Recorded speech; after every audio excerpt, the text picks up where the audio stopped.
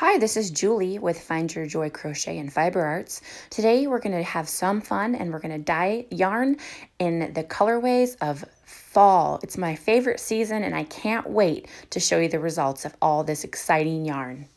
All dye today is Dharma acid dye and all the yarn comes from Knit Picks exclusively.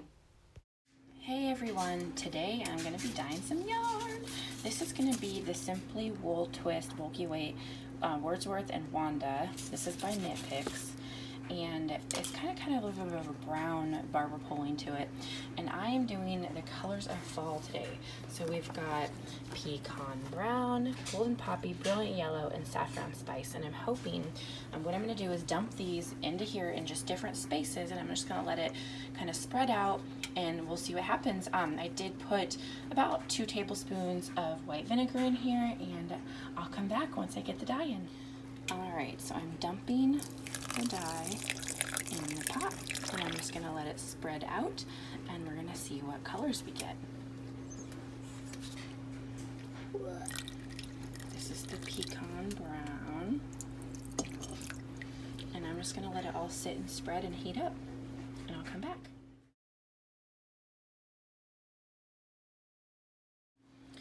Alright, so I couldn't resist. I've poked some of the color down onto the edges, and I'm hoping we get good penetration.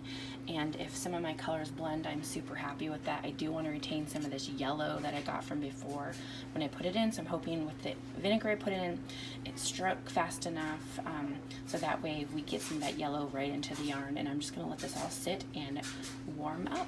I did add an additional 2 tablespoons of vinegar to clear the water. I did let it sit in the pot till it cooled completely, pulled it out, put it in my plastic tub to cool even further, and then I washed it. Now for my ChemKnits October 2020 dye along. I look forward to this every month.